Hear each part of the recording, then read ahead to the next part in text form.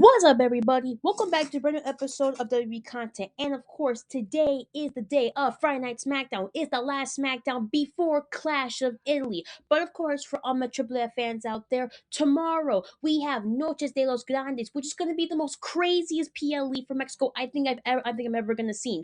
We're going to have El Vikingo versus Wagner Jr. for the Latin American Championship. We have the Clown Circus versus the War Raiders for the AAA Tag Team Championships. We have a six-woman tag team match of the double champion, the NXT Women's Champion slash the Mixed Gender AAA Tag Team Champ of Lola Vice. We have the newest member on the roster, La Catalina, and of course, up a newcomer, Bailey, who is now going to fight Los Taxicas. And then the main event, of course, we have El Grande Americano versus the original Grande Americano in a mask versus mask match. Where in tradition, if you lose this match, not only you lose that match, but you lose your mask, and the whole world will see your real identity, which basically means you were disrespecting the luchador tradition.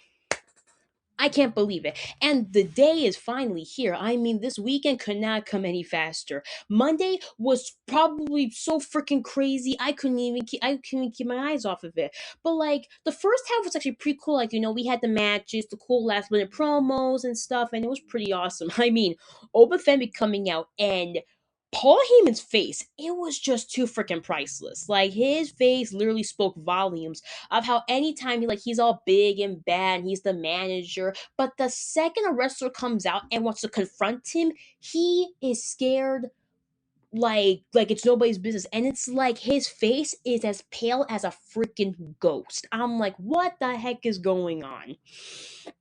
On top of that, we now have some news of Logan Paul is out for 6 months due to an injury that happened on Saturday main event when he was tag teaming with Austin Theory against the Street Profits. Now, I actually didn't know that injury was like really bad because of how Angelo Dawkins landed on him, and it was like pretty crazy. But the fact that he landed on him and he tore the guy's tricep, I'm like, oh my god. But I'm like, well, I can't. Okay, in my opinion, I can't say I'm sorry for the man. I mean, look, Logan Paul, he's just not on that level. In my opinion, he's a douchebag. He's not fit to be a wrestler. He's not even a WWE wrestler. He's a wannabe wrestler who was a famous YouTube star from back in like the freaking 2010s or something, or the like around the mid 2010s he became popular with his brother. So honestly, man, you know what? I think him not being WWE is a good time right now because for the summer we have Clash in Italy coming up this Sunday. Then we have a couple of our main events. We have King and Queen of the Ring coming up, and then of course we have SummerSlam. Then after SummerSlam, we have Money in the Bank. So you know what? I'm okay with that. You know what? Paul, hope you feel better, or Logan Paul, hope you feel better, or whatever. But at the same time, I don't like you, so you know what? So be it. Now, with the tag team division right now being in a little bit in scrapping mode, Austin Theory is still tag team champion, and of course by contract, if you're in a faction, a person can replace a former tag team champion with somebody else. They did in the Judgment Day, they did it with the MFTs, they did it with other factions from before, from the 90s, the 2000s, and stuff. So now, Braun Breaker's now a tag team champion, but one, he didn't earn it. Two, he doesn't deserve it. And three, where the hell was he on Monday Night Raw when everything was going crazy between the Street Profits and Joe Hendry and LA Knight and Seth Rollins? Like, where the heck was he that night? Because I am like so confused about that. So Austin Theory is like on the binge, and he's just beating people up for no good reason. He's beating up Joe Hendry because he sings fire. He sings the Fire Logan Paul song. He beat up Angelo Dawkins because what happened at Saturday main event. He's beating up Seth Rollins because he doesn't like him. Dude, what is wrong with you? Like, what is really wrong with this guy? I don't understand.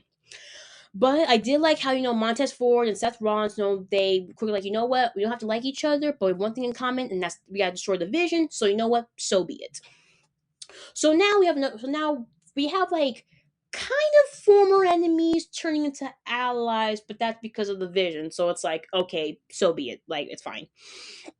But then LA Knight, like, I'm sorry, but LA Knight's starting to get on my nerves right now because he is like taunting, well, not taunting, but he's like coming after the Usos, talking about how, we're back from where we started when it was the bloodline taking over and Roman Reigns was on top of the world, and he had his little goons, aka his cousins, walking around the roster,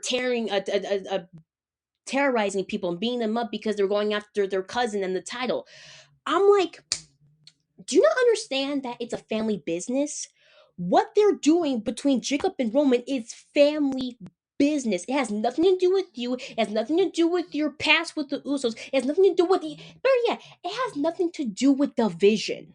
So why the heck are you? Why do you keep coming after them for something that it's a family business? I cannot stretch that enough. It's a family business thing. You don't understand that because you don't have your cousins or your uncles being champions or having a freaking family heir to the WWE. Yeah, you don't have that, but you keep coming after them.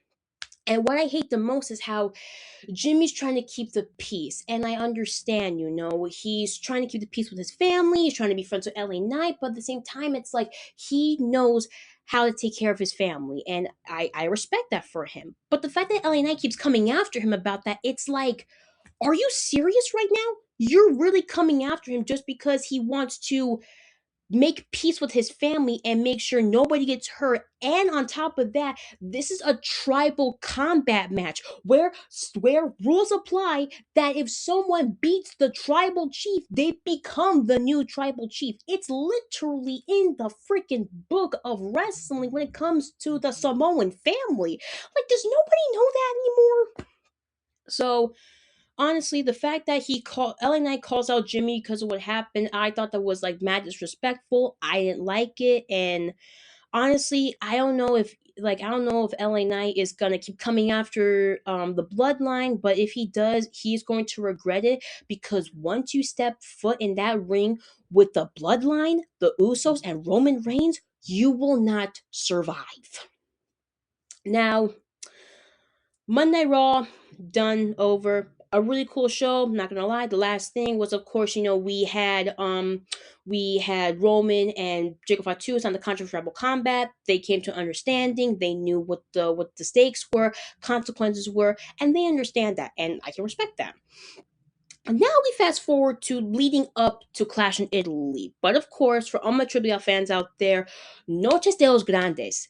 Oh my god, those matches are going to be so intense. It's going to be insane. And then the main event, of course, of original Grande Americano versus a Grande Americano in the mask versus mask match. These two guys cannot keep their hands off each other. Like every single week, every single Saturday, they have been fighting constantly, where literally last week it took the whole security team and half of the locker room to stop the fight last week. I mean, it was intense beyond intense.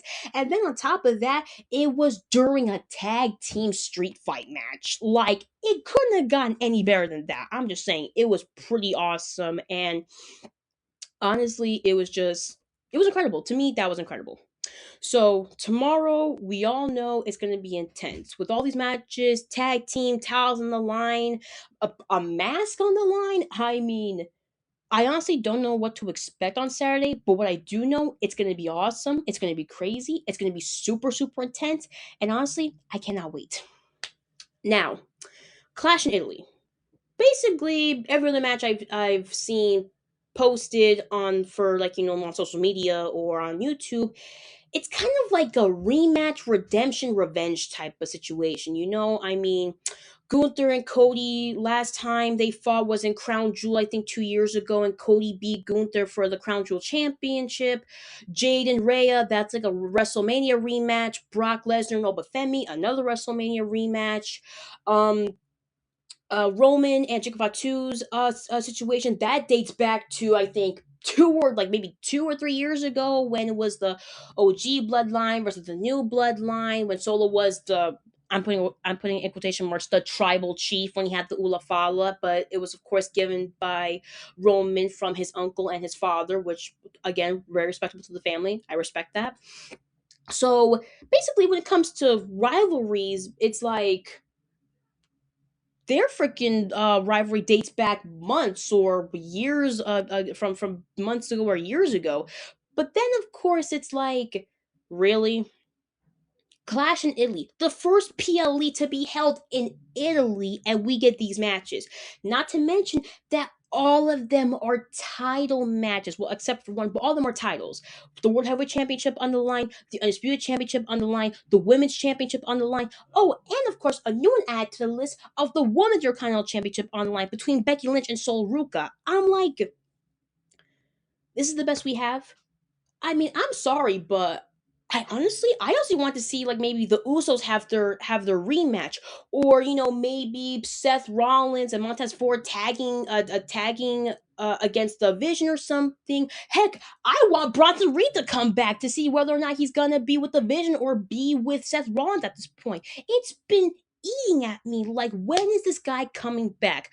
We've seen his recovery so far. He had his surgery. He's doing good. He's getting stronger. He's just waiting for the right time to come back. I think right now, him coming back at Clash in Italy could be the best time right now, because who knows? He could probably team up with the Vision secretly, but then he turns his back on them and then he goes to Seth Rollins because he trusts the guy. It's like, yeah, we fought once and then we got over it. He trusted me, I trusted him back then, and now we're good. I mean, yeah, of course Bronson Reed tsunami'd him, but that was because Ron Breaker told him to, so it's like technically it doesn't count.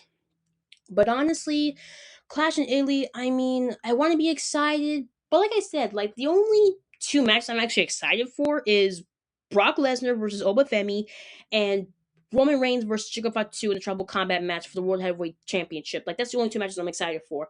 Becky and Soul, I mean, it's gonna be okay.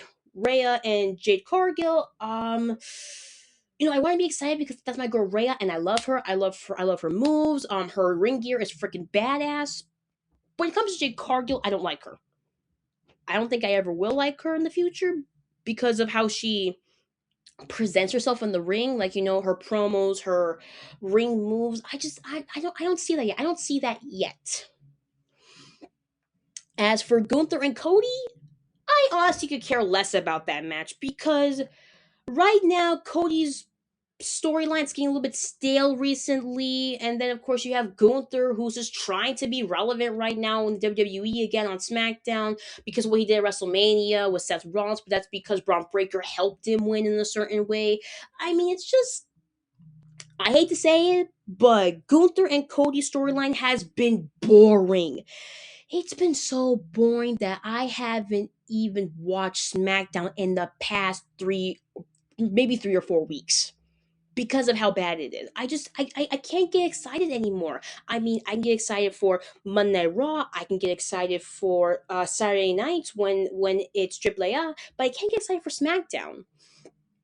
I don't know. I think maybe if they can, like, retweak a few storylines, maybe get some more wrestlers involved with storylines, maybe we see Fraxium again, tag team against another team.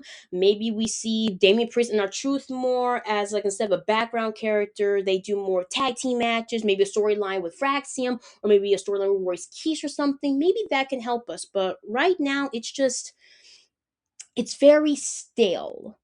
Like, watching SmackDown is like when back in the early 90s when it was the WCW WWE Monday Night Wars, and by like 93 and 94 things were going stale for the WWE on Monday Night Raw, and they just couldn't keep up with WCW until later on there when of course Attitude Era, Degeneration X, let's see, another faction that was formed, and then of course ECW helped a lot with the, like, the table matches, the ladders matches. Like, those were cool matches to have. Because of ECW, we have that today. So yeah, right now SmackDown is just looking like WWE Monday Night Raw from like 92 or 93 when WCW took over the ratings for 83 weeks.